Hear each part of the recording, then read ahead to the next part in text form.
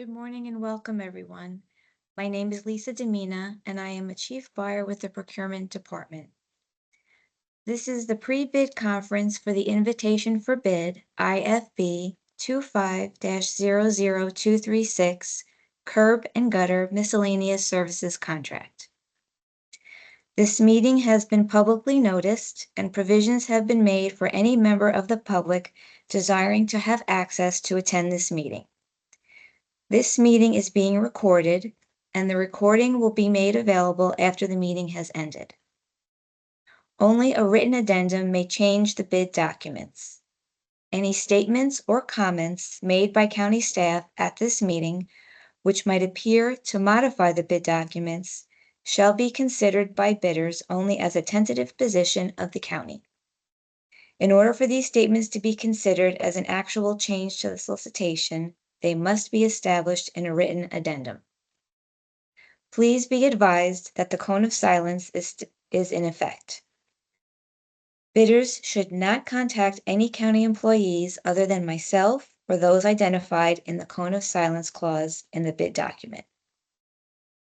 Please be aware that questions will not be answered today. All questions must be submitted in writing through the bonfire portal. The deadline for questions will be 14 calendar days after this pre-bid conference, per Section 4.7 of the solicitation document. Please submit your questions as early as possible so that we can provide responses in a timely manner. As a reminder, online bids must be submitted through the bonfire portal by 2 p.m. Eastern Standard Time on July 18th, 2025, the close date. The county participants today include members from the Engineering and Operations Department so that they may discuss the project, and the Economic Development Office so they may discuss the minority participation goal and requirements. I will now turn the meeting over to Diana Walker from the Economic Development Office so that she may discuss the DMDWBE participation requirements. Thank you, Lisa. You're welcome. So there is a 10% MBE goal set on this project. At the time of bid submittal, the MBE1 form, also known as the subcontractor material and supplier list, will be required to be submitted along with that bid. Biggest thing here is to ensure that the DMDWBE firms utilized have a current certification. You can verify their certification status by visiting our online directory or reaching out to our office to confirm. Failure to complete and submit this documentation with the bid documents may result in your entire bid being rejected. Along with the MBE1 form, we will also request letters of intent or signed agreements for each one of the DMDWB firms that are listed on the MBE1 form. If you have any questions in regards to what those letter of intents need to be, you can reach out to our office as well. You may also use firms that are certified by other government agencies, whether it's city, county, or state agencies within the state of Florida, as long as these firms are not denied, graduated, or on our previous reciprocal list that is also accessible on our county website. And firms which have been graduated, denied, or have received a reciprocal previously cannot be utilized to meet the established goal on this project. Bidders are encouraged to provide their good faith efforts documentation, which should include the form and backup documentation. Should you have any issues or be struggling to contact any of the DMDWBE firms, please do not hesitate to contact our office to assist you in that or in completing the good faith efforts documentation or the MBE1 form. And last thing is insurance and professional services firms can also be utilized to meet the goal requirement on this project. I'll go ahead and put my contact information in the chat if you have any additional questions in regards to the MBE1 form or the good faith efforts document. Thank you, Lisa.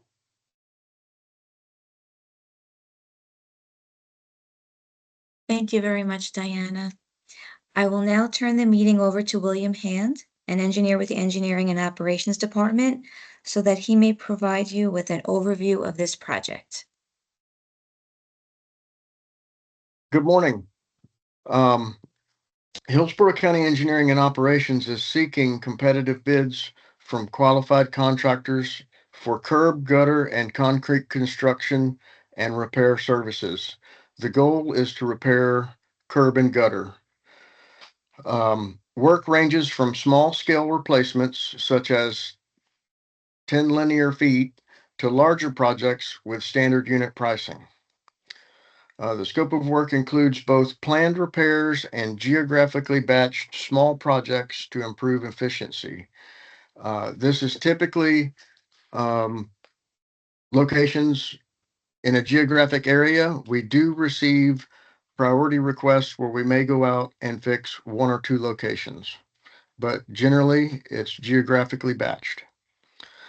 Additional minor concrete work may be required, such as sidewalk, driveway repairs, but we focus on curb and gutter. Contractors may handle multiple work orders simultaneously and work outside their awarded region if needed.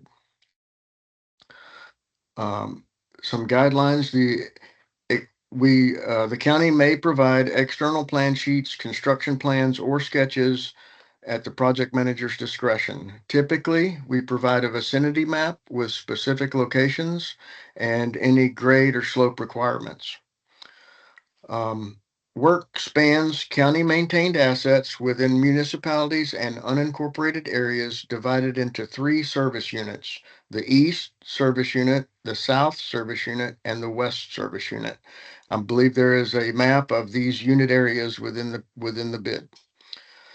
The county reserves the right to adjust service areas as necessary. Up to 3 qualified contractors, with preference for at least 2, will be selected. Contractors must ensure all affected infrastructure is restored to operable conditions.